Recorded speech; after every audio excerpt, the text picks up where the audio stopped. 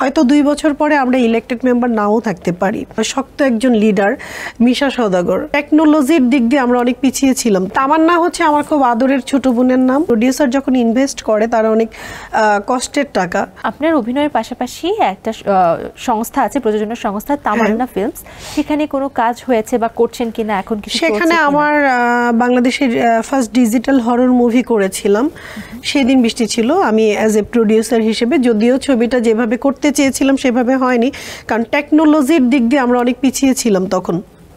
Horror ছবিতে অনেক কিছু লাগে যেগুলো করতে গিয়ে হাস্যকর হয়ে যায়। তো আমরা চেষ্টা করেছি। এখন চেষ্টাটাকে যে সমস্ত অডিয়েন্স বাহবা দিবে যে তারা চেষ্টা করেছে, আমাদের যেগুলো ব্যর্থতা ছিল টেকনিক্যাল ব্যর্থতা, এগুলো আমাদের ব্যর্থতা না। কিন্তু এই সংস্থার নাম আপনি তামান্না কেন রাখেন? তামান্না হচ্ছে আমার খুব আদরের ছোট বোনের নাম। ও আমার কোনো নিজের বোন নেই, আমার খালাতো বোন। ছোটবেলা থেকে মানে ও সত্যিকার অর্থে অনেক ভালোবেসে তাকে মানুষ করেছিলাম। তো আমার মনে হয়েছে যে নিজের নাম তো সবাই জানে, এখানে আমার বোনের নামটা ইউজ করি। আমি ভাই বোনদের ক্ষেত্রে খুব ভালোবাসি তাদেরকে, এই জন্য তামান্না। চমৎকার। আপনি বলছিলেন যে হরর মুভির কথা, যে ঠিকভাবে টেকনোলজিটা ইউজ না করলে সেটা হাস্যকর হয়ে যায়। আমরা অনেক বৈদেশিক হরর মুভি দেখি আমরা ভয় পাই। সেক্ষেত্রে আমরা যখন বাংলাদেশি হরর মুভিগুলো দেখি, এখন অবধি আমাদের কাছে মনে হয় যে ঠিক জমে উঠতে পারে, আমরা হাসি।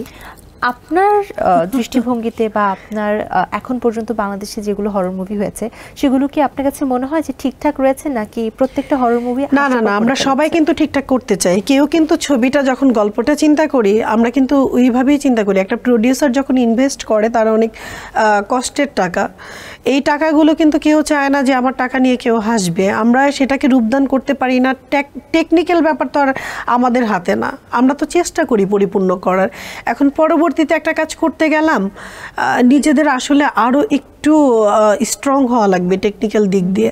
আর স্ট্রং হতে গেলে আমাদের যে পরিমাণ হলের সংখ্যা, এই হলগুলো দিয়ে আমার মনে হয় যে এত ইনভেস্ট করেও আমরা ওইভাবে সত্যিকার অর্থে ফিডব্যাক পাই না।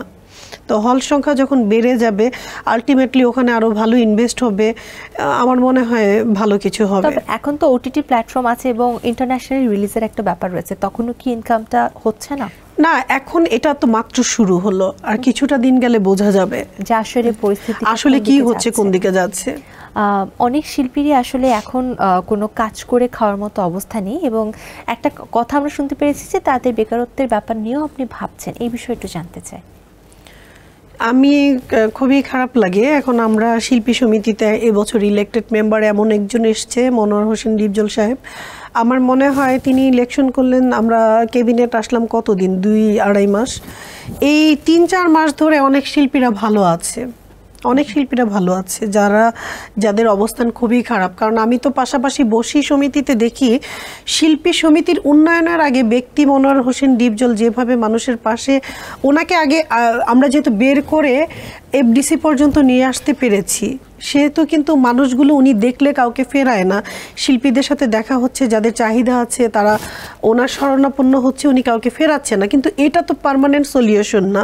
হয়তো 2 বছর পরে আমরা ইলেক্টেড মেম্বার নাও থাকতে পারি, বা মনোয়ার হোসেন ডিপজল এফডিসিতে এখন যেভাবে পাওয়া যাচ্ছে এভাবে নাও পাওয়া যেতে পারে। সেই জন্য আমরা শিল্পী সমিতির পক্ষ থেকে, আর সবচেয়ে যিনি লিডিং দিতে খুব শক্ত একজন লিডার মিশা সওদাগর, হ্যাঁ, খুব পরিপক্ক একজন মানুষ, খুব ভালো একজন মানুষ। মিশা সওদাগর, ডিপজল সাহেব একত্রিত হয়ে দুটো স্ট্রং হাত আমরা পেয়েছি। তাদের সাথে তাল মিলিয়ে অনেক কিছু করা পসিবল। সেজন্য আমি ভাবছি, আমি সুন্দর সুন্দর প্ল্যানিং চেষ্টা করছি আমার সমিতিকে, আমার প্রেসিডেন্ট সেক্রেটারিকে দেওয়ার, এবং তারা নেয়। আমি যে তাদের এত জুনিয়র পার্সন, বা আমি যে কেউ না, আমার আসলে তাদের কাছে তাদের তুলনায় আমি কিছুই না। কিন্তু একটা কথা বললে আমি মনে করি ডিপজল মামা ফেলে দেয় না। তো আমার শিক্ষা থেকে, বা আমি চাচ্ছি যে আমাদের শিল্পী যারা আছেন তারা ওই যে 2-4-10 হাজার টাকা দিলাম, এটা দিয়ে 1 মাস চললো, 2 দিন চললো, 1 সপ্তাহ চললো, এটা না, পার্মানেন্টলি তাদের জন্য যদি একটা বাসস্থানের ব্যবস্থা করা যায়, তারা যেন থাকাটা হয়ে গেলে কিন্তু খাওয়াটা জোগানো যায়। তো আমরা চেষ্টা করব।